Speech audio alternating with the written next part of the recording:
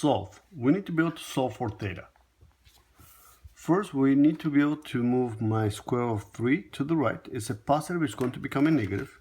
So 2 sine of 2 theta equal to negative square root of 3.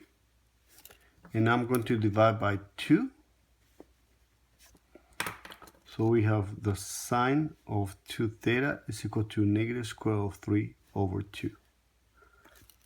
Now we can get rid of the sine, but it is best to be able to evaluate it at this point. I'm going to place my x and y axis.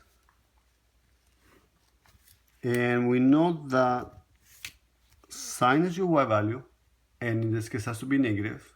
Y is positive, negative, so it can be either on quadrant number 3 or quadrant number 4. And square root of 3 is your longer side. So your y value has to be your longer side. Your x value will have to be your shorter side. So therefore it can be here or here.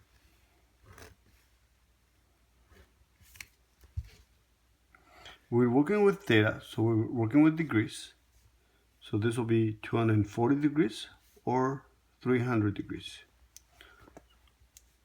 So now we have 2 theta can be equal to 240 degrees, or 2 theta can be equal to 300 degrees. Divide by 2 on both sides, so theta is equal to 120 degrees, or theta is equal to 150 degrees.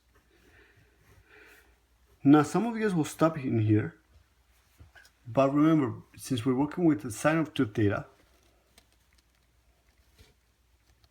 or period, we're working with degrees, so will be 360 divided by b. In this case, b is 2. So therefore, it's going to repeat every 180 degrees. So if you want, you can go and start adding 180 degrees to each one of them,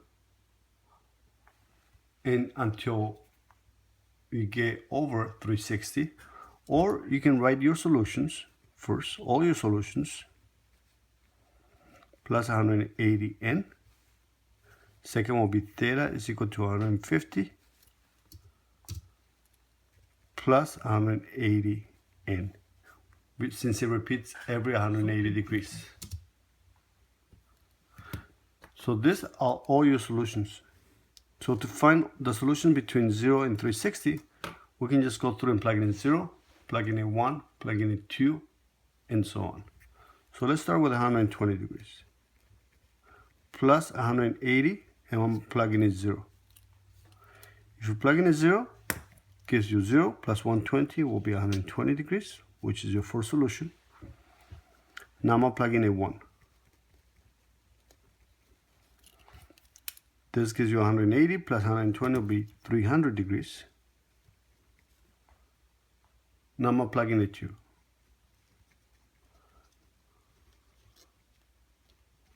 If you plug in 2, this is 360, so it's going to be way over 360. So we only need to count those two. So 120 and 300.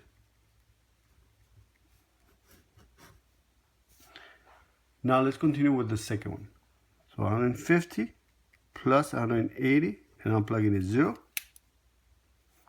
which gives you 150 degrees. Now I'm going to plug in 1.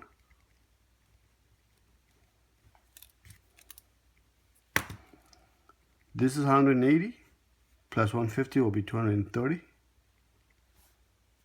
So theta can also be 230. Now I'm going to plug in 2.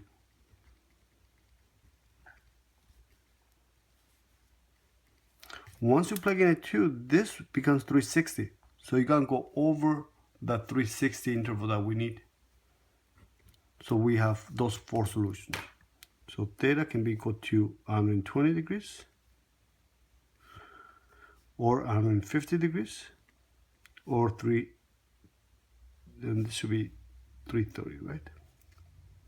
Or 300 degrees, or 330 degrees. And those are all 4 solutions.